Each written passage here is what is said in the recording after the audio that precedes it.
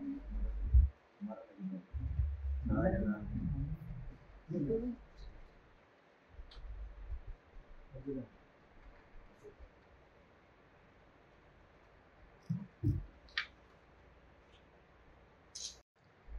పేరు వంగ రవీందర్.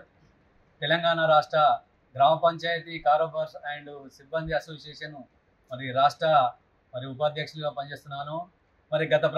గత కేసీఆర్ ప్రభుత్వంలో ఈ పాత బకాయి ఉన్నటువంటి సిబ్బంది వేతనాలు కూడా దాదాపుగా ఒక 10 నుంచి 12 నెలలు బకాయి ఉండేటటువంటి అట్టి సిబ్బంది వేతనాలు మన ప్రజా గవర్నమెంట్ వచ్చిన తర్వాత గౌరవ ముఖ్యమంత్రి రేవంత్ రెడ్డి గారు, అలాగే గౌరవ ఉప ముఖ్యమంత్రి బట్టి విక్రమార్క గారు మనకు స్పెషల్గా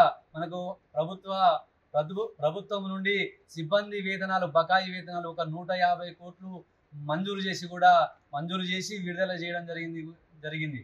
మరి అందులో భాగంగా ఎక్కడైనా కొన్ని ఉన్నచో అట్టి సిబ్బంది వేతనాలు బకాయి వేతనాలు కానీ చిన్న సమస్యలు కానీ 51 జీవో రద్దు కానీ అతి త్వరలోనే ఈ విషయాలన్నీ కూడా ముఖ్యమంత్రి గారి దృష్టికి తీసుకెళ్లి త్వరలోనే పరిష్కారం అవుతాయని ఆశిస్తున్నాము. ఇంకా ఇంకొక విషయం ఏంటంటే గత ప్రభుత్వంలో 51 జీవో వచ్చిన తర్వాత ఎన్నో మార్లు ప్రభుత్వ అధికారులకు ప్రభుత్వ నాయకుల దగ్గరికి తిరిగి వేసారిపోయినాము.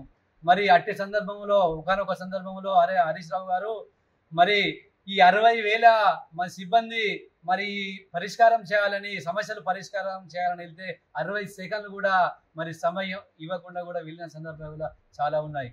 అలాంటి హరీష్ రావు గారు మొన్న కూడా ఇప్పుడు వారు ప్రతిపక్షంలోకి వచ్చిన తర్వాత ఇప్పుడు గ్రామ పంచాయతీ సిబ్బంది వేతనాల గురించి కూడా నేను ఉన్నాను అని ఒక స్టేట్మెంట్ ఇచ్చారు. ఇప్పుడు ప్రతిపక్షంలో ఉన్నప్పుడు అప్పుడు అధికారంలో ఉన్నప్పుడు ఏం చేయలేకపోయిండు, ఇప్పుడు ప్రతిపక్షంలో ఉన్నప్పుడు కూడా ఏం చేస్తారు? అది ఏం కాదు. అందుకని మీ మాయ మాటలు మేము ఇనే ఆలోచన మాకు లేదు. ఇప్పుడు ఏంటంటే ప్రస్తుత గవర్నమెంట్ ప్రజాప్రభుత్వము ఖచ్చితంగా ముఖ్యమంత్రి రేవంత్ రెడ్డి గారి ఆధ్వర్యంలో మా సమస్యలు అన్ని పరిష్కారం చేసుకుంటామని ఈ సభాముఖంగా తెలియజేయడం జరిగింది.